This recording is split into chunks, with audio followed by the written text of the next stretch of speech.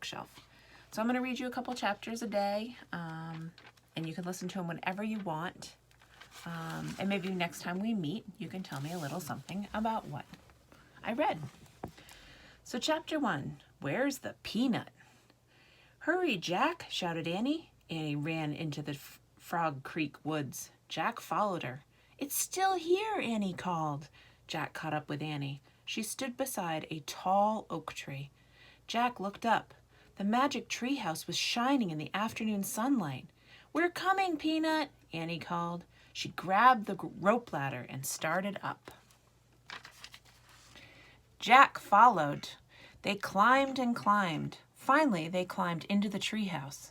Peanut, said Annie. Jack took off his backpack. He looked around. Sunlight slanted across a stack of books. Books about ninjas and pirates and mummies, knights and dinosaurs. The letter M shimmered on the wooden floor. M for Morgan Le Fay. I don't think Peanut's here, said Jack. I wonder where she is, said Annie. How do you know Peanut's a she? Asked Jack. I just know, said Annie. Oh, brother, said Jack. Squeak! Annie laughed. Look, Jack! A small pink sock was moving across the floor. Yesterday, Annie had turned her sock into a bed for Peanut. Annie picked up the tiny lump. Squeak!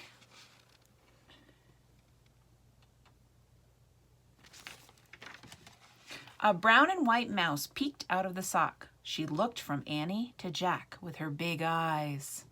Jack laughed. Hi, Peanut, he said. Will you help us again tomorrow? Asked Annie. In old Japan, Peanut had helped them when they'd gotten lost.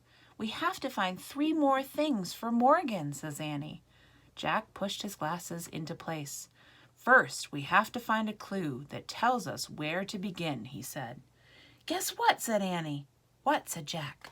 We don't have to look very far, she pointed at a corner in the treehouse. In the shadows was an open book.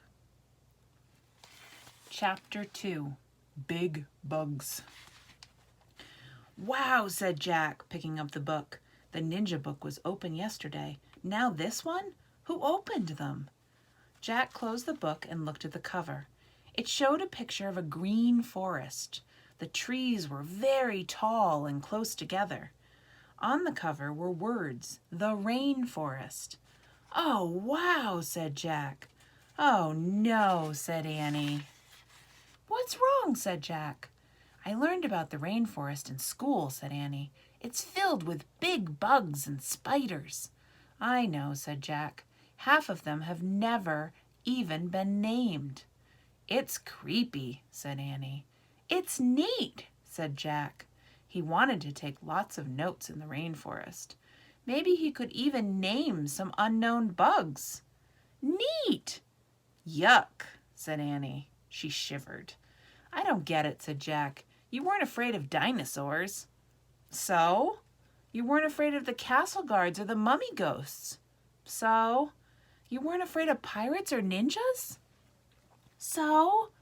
You're not afraid of really scary things, but you're afraid of little bugs and spiders? That doesn't make sense. So? Jack sighed. Listen, he said, we have to go there to help Morgan. That's why the book was left open. I know that, said Annie, frowning. Plus, the rainforests are being cut down, said Jack. Don't you want to see one before it's too late? Annie took a deep breath and slowly nodded. Okay, then, let's go, said Jack. He opened the book again. He pointed to a picture that showed blue sky, green leaves, and bright flowers. I wish we could go there, he said. The wind began to blow. Squeak! Stay here, Peanut, said Annie as she put the mouse in her pocket. The wind picked up. The treehouse started to spin. Jack squeezed his eyes shut. The wind was whistling now. The treehouse was spinning faster and faster. Then everything was still. Absolutely still. Wild sounds broke the silence. Screech! Buzz! Chirp, chirp, chirp, chirp. There they are, sitting in the treehouse, getting ready to take off to the Amazon.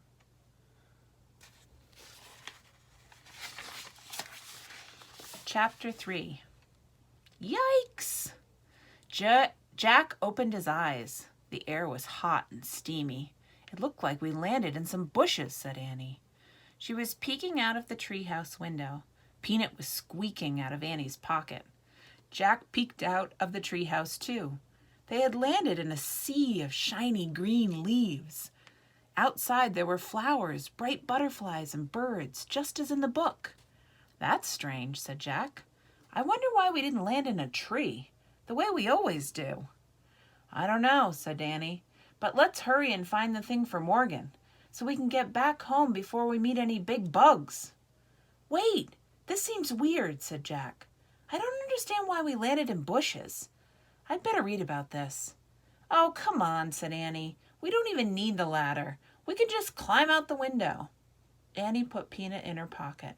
She stuck out a leg out the window. Wait! Jack grabbed Annie's other leg. He read, the rainforest is in 3 layers.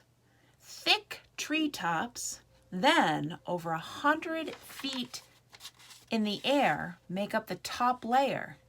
This is called the forest's canopy.